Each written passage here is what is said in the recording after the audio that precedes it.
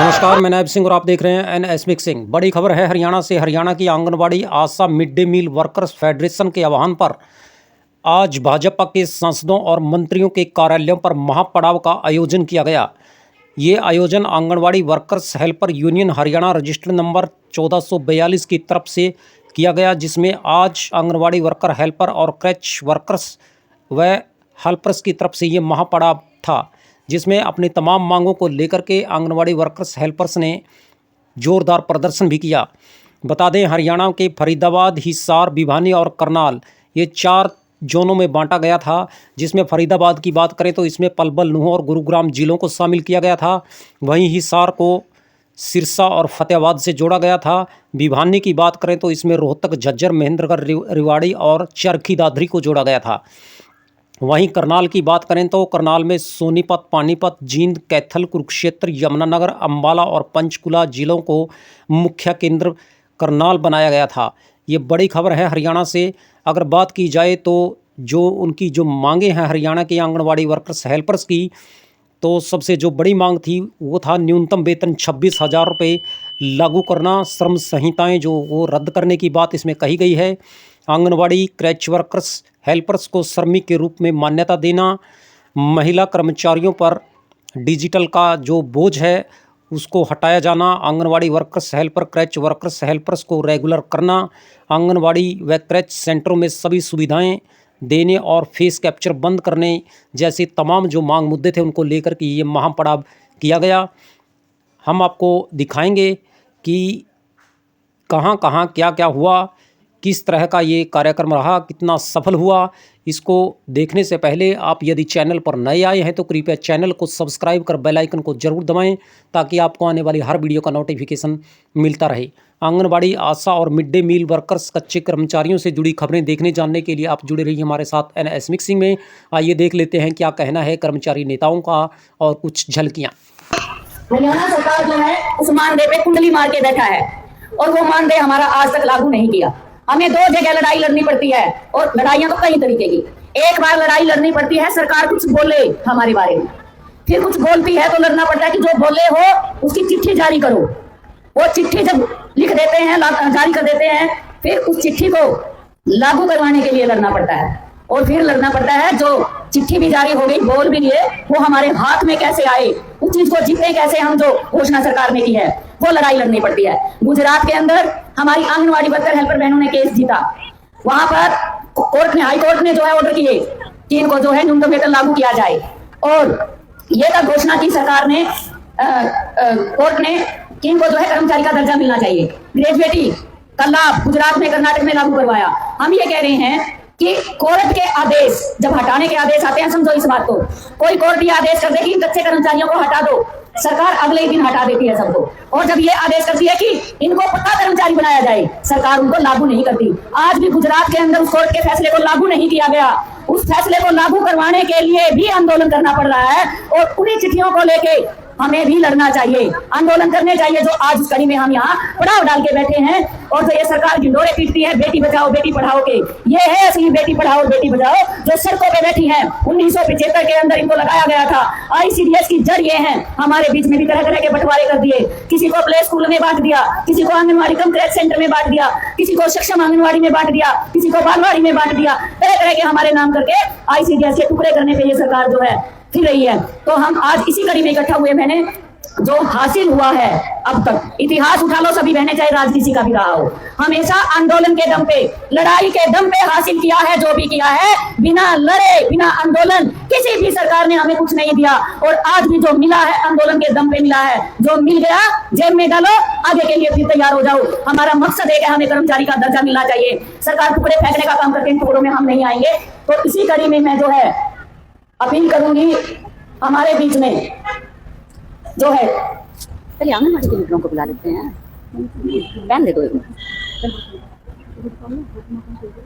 हाँ तो भाई ओपी माता जी आए, एक मिनट, ओपी माता जी आए तो हाँ हाँ कोई बात नहीं। हाँ तो एक जोरदार नारा लगाइए। नारे पता है किस लिए लगाते हैं? पता है आपको? नारे इसलिए लगाते हैं, ये आवाज आज दिल्ली तक जानी चाहिए कि हम बेशक करनाल में हैं, लेकिन हम खाली नहीं बैठे। आज तेरी कबर खोदने के लिए आए हैं प्रधानमंत्री जी। ये तो एक ट्रेलर है, फिल्म अभी बाकी है। तो नारा लगाएंगे, हरियाणा केंद्र सरकार मुर्दाबाद, मोदी सरकार मुर्दाबाद, जुमलेबाजों की सरकार मुर्दाबाद, आंगनवाड़ी वर्कर हेल्पर यूनियन जिंदाबाद, आवाज दो। साथी सुनील दत्त जी आए और अपनी बात रखे। सीआईटीयू के नेता है साथी सुनील दत्त जी। स्वागत में नारा लगाओ, सीआईटीयू जिंदाबाद। साथी सुनील दत्त।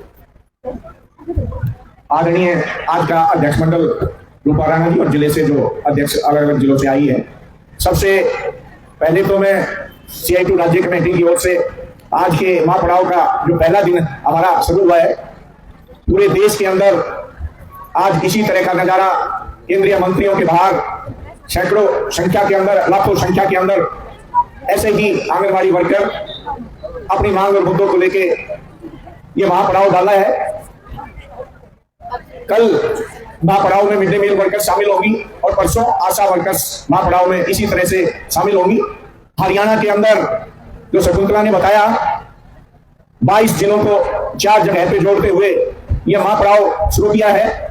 आज करनाल के अंदर, करनाल लोकसभा क्षेत्र भी है ये, और केंद्रीय मंत्री, ऊर्जा मंत्री, पूर्व हरियाणा मुख्यमंत्री मनोहर लाल खट्टर का कार्यालय है, घर नहीं है, उसका घर नहीं है। बीजेपी वालों ने अब सरकारी दफ्तरों पे ही कब्जे कर लिए हैं और वहीं दफ्तर बना दिए मंत्रियों ने। अलग से उनके पीए यहां बैठते हैं।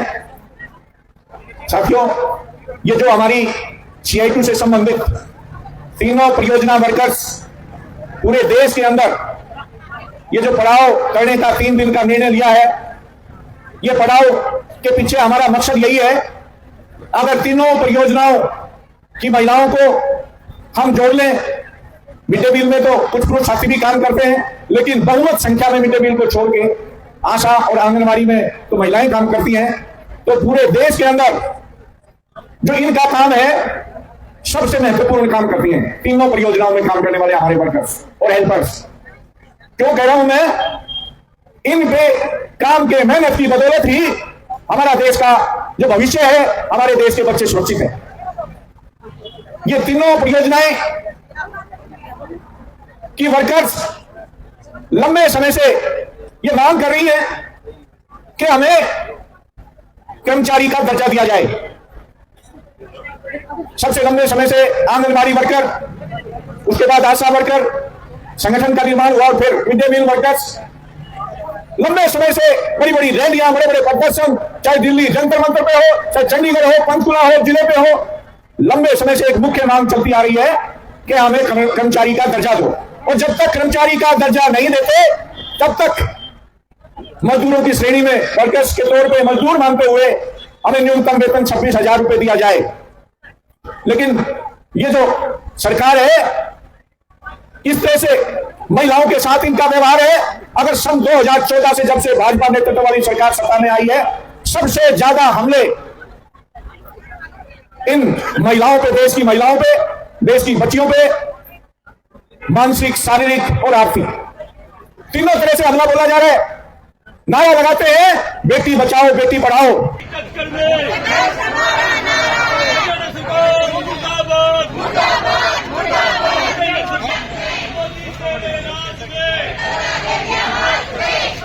सीआईटीयू जिंदाबाद, जिंदाबाद, जिंदाबाद, हरियाणा जिंदाबाद, जिंदाबाद, सरकार मुर्दाबाद, सरकार नहीं चलेगी,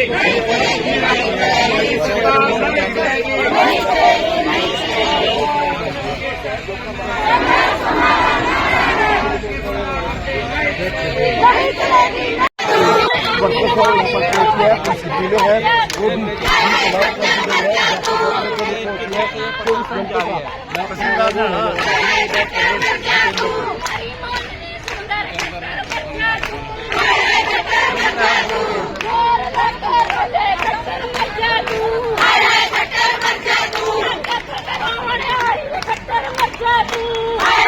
Thank you.